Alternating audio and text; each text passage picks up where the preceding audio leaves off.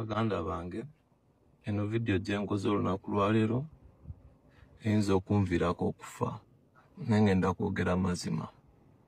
Kansooke n'okwebaza mwenna abanjagadde ne mulaba komedi wange ne munsindika okutuuka nga nsobola owulikika. Kino kye nali nnoonya kankibanyumize leero.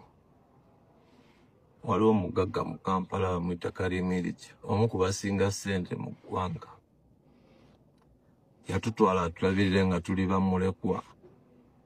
Ne bye twalaba ewuwe bitiisa. Musajja mubi, musajja akoze ebintu ekika kyange ne famire yange n'atutuusa ku age.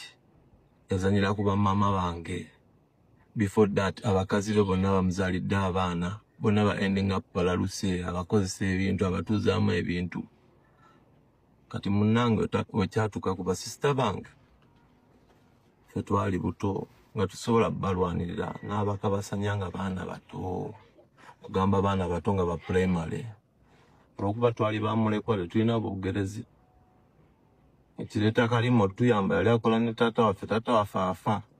Abo abakabasanya obwana obuto batagetinga families ziri wiiki nga temulina mugenda kuddukira kukaaba.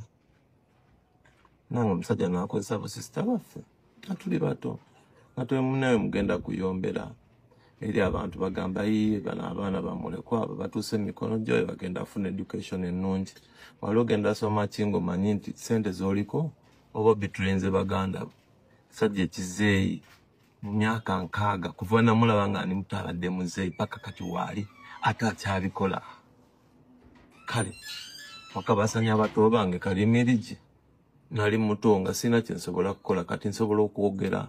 Kimanyi okunzita kyangu gy'oli okwatagana ne gavumenti bakyalibo babbalamu pulezidenti oyina ssente toyogerwako naye ng'ebintu by'okola bibi g'emazima. Basisita bange olw'okuba kati olaba bakuze balinayo obwana kati obatadde ku kisenge oze obagulirira obawa amamotoka tebabyogera mu bantu. Kati otuuse nga byonna makinga sure oteekawo embeera bibule bisaanewo babeere nga bakuniidinga gwolooza oli Katonda. Kati otuuse nti oyagala n'abaana be tuzadde nabo bakabaasanya embwaggo olw'okuba oyagala kubeerawo. Ogenda kukomawo okusitinga life z'abantu. Kalimu kati ojja kunzita. Nze kisinga n'okunuma kwe kubanga weegatta ne mukulu wange n'omuteeka mu tripu za Dubai. Simanyi ndi musiru tategeera oba obaloga, nze simanyi. Nze nakweyawulako nkyali muto. Nalaba ebikolwa byo nga sijja sobola kubeera kumpi naawe kubanga okwasa obusungu omuntu atuuka n'okwagala akutte ggwe. Abantu besse ewaffe jjajja wange yeeyokya muliro olwa bintu byebyo oba ssente ozijja mu mizimu.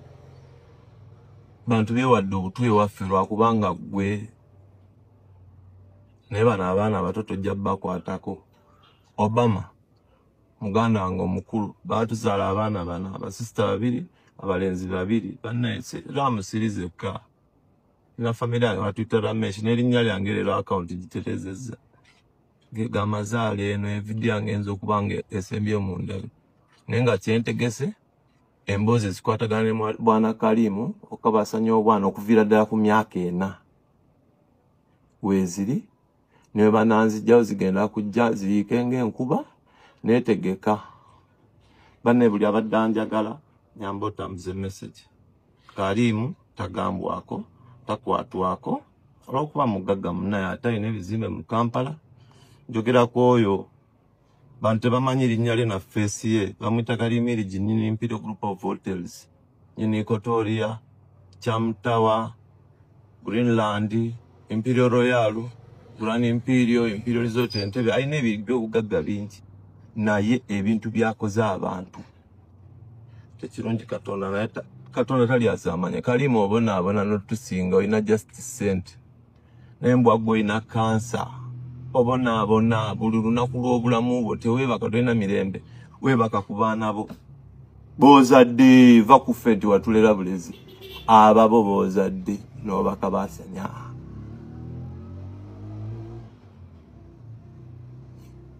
Simanyi na kyakugamba kubanga gavumenti yondaba era mwabagaga muyitawo kati judge Kigoota Manyigwe Kalimba oli under protection nze binsobera balamu otumanyi kuvanga tuli baana bato oyo musajja omanyi ebintu byakola oyina ekitiibwa kati mu government tosobola vaayo n'okikwata ekisajja ekyo ye pulezidenti ye Kalimba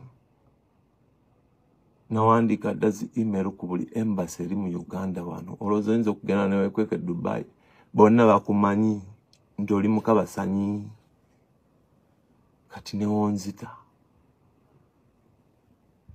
naye nga nze kyensinga okwagala ekikulu tereza ensobi zo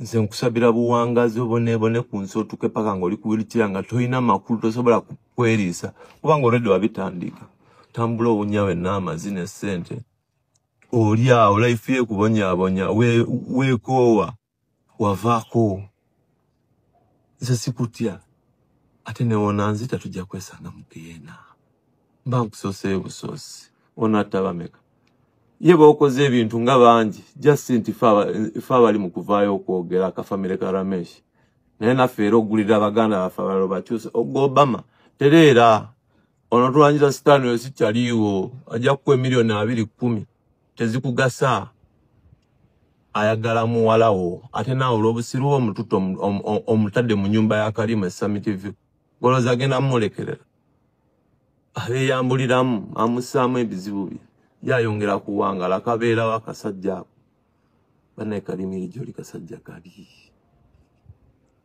emisango gibadde abantu bajja bagiraba bigenda kudda onyize buli famire gy'owasizaamu zonna ozivuluze nolowooza gugenda fuuka jjinja ku nsi ye newonaaba protected neno government enaddako gimanyi ngolooza oli safe nnyo Kalimba nawe bajja kunyiga simanyi otuyita livembu tuli just useless we are just numbers tujjuza nsi katube naye naffe tuli bantu togenda tuttanga tusirike togenda kukabasanya obwo bwana nga tukulaba tukuleke olw'okuba oyina ssente money talks foolish money ekaggo oyina naye naawe weegomba okubeerako mulamu nganze obonaabona buli kika ky'obulwadde gwakirina mu mubiri gwo kansa buli ssaawa dakika 2 oliba oli kunnyonnyogera Nairobi wetuli